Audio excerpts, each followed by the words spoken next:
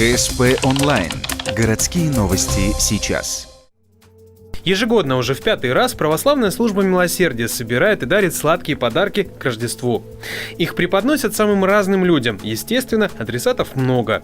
Например, в этом году надо собрать 1500 подарков, чтобы хватило всем.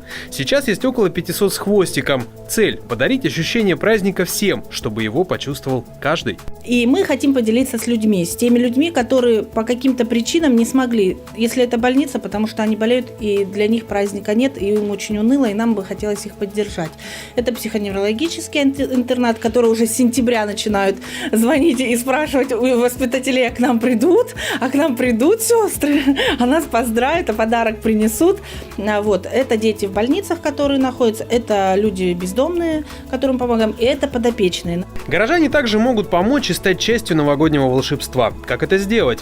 Можно принести уже готовый подарок в часовню, что на въезде в город рядом с заправкой Лукойла. Или же перечислить финансовую помощь на счет, который вы видите на экране. Вообще, в целом, любые варианты обсуждаются, и можно обо всем расспросить по телефону, который также вы сейчас видите. Собирать подарки будут вплоть до 5 января. Время помочь еще есть.